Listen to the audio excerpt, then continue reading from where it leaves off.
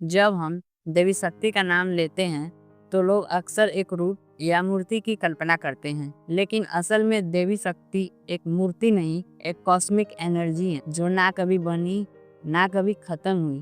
Physics का पहला सिद्धांत भी यही कहता है, energy can neither be created nor destroyed.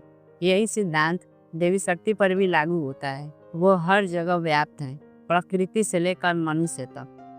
वेदों में उन्हें आदि शक्ति कहा गया है, सब कुछ जिसके द्वारा चलता है। जब कुछ भी नहीं था तब भी वो थी, एक निराकार अव्यय अनादि ऊर्जा के रूप में। जैसे क्वांटम फिजिक्स कहता है कि सब कुछ वाइब्रेशन है, हर वस्तु, हर एटॉम।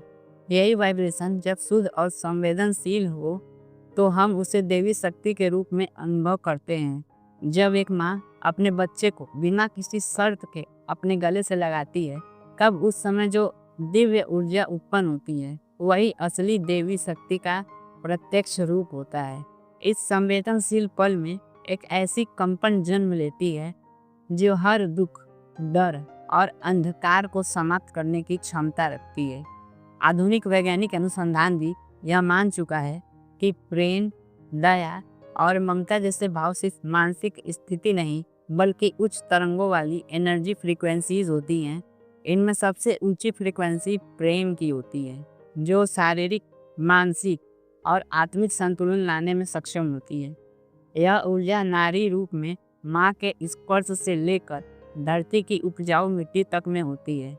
इसीलिए देवी को जगत जननी कहा गया है, जो केवल सृष्टि और विनाश का ही नहीं बल्कि संरक्षण, स्नेह और निष्काम भक्ति का भी एक अद्भुत रूप है। जब प्रेम और ममता में लिपटा हुआ एक कंपन इस संसार में घूमता है तो वो शुद्ध ऊर्जा बन जाता है, एक ऐसी शक्ति तो सब कुछ जोड़ने का काम करती है, जिसमें ना कोई अहंकार होता है ना कोई शर्त, केवल एक पवित्र एकता का भाव होता है। मॉडर्न साइंस भी यह मान चुका है कि इस पूरे ब्रह्मांड का मूल तत्व एनर्जी ही है।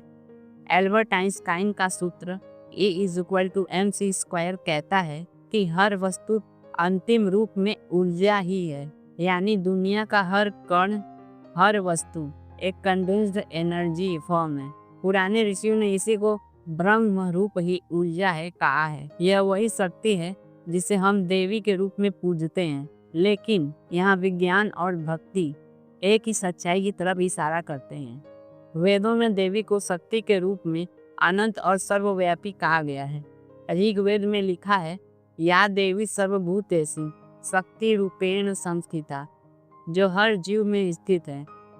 दुर्गा सप्तशती और मार्कंडेय पुराण में देवी के शौर्य का वर्णन मिलता है, जैसे महिषासुर का वध, जो केवल देवी के द्वारा ही संभव हुआ। इन ग्रंथों के माध्यम से हमें यह समझ आता है कि देवी केवल भक्ति का रूप नहीं बल्कि क्रिया, संघर्ष और सृष्टि सब कुछ है। कभी प्रकृति, कभी माया और कभी प्रेरणा के रूप में। देवी शक्ति हर रूप में एक ही तत्व का परादर्शन है। मानव शरीर अपने आप में एक बायो इलेक्ट्रिक सिस्टम है, जिसमें हर सांस, हर धड़कन ऊर्जा से चलती है। विज्ञान कहता है कि हमारे अंदर न्यूरॉन्स, मसल्स और हार्ट सब एनर्जी के आधार पर काम करते हैं। सनातन दृष्टि से इसी को कुंडलिनी शक्ति कहा गया है, जो रीढ़ के नीचे देश में होती है और जागृत होने पर व्यक्ति के अंदर अद्भुत शक्ति, शांति और पराग्य उत्पन्न होता है। आज के न्यूरो साइंस के अनुसार भी विचार और भावनाएं हमारी इंटरनल एनर्जी को बदल सकती हैं।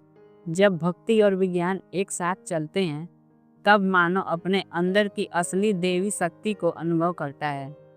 मुझे उम्मीद है कि आपको आज की इस यात्रा में सृष्टि के इस रहस्य का एक नया पहलू देखने को मिला होगा, जहाँ प्रेम और ममता के रूप में स्वयं देवी शक्ति का दर्शन होता है। मैं हूँ वीरू विश्वकर्मा, छुपा हुआ भारत भक्ति विज्ञान से। मिलते हैं अगले एपिसोड में एक नई ऊर्जा और इतिहास के साथ। नमस्कार।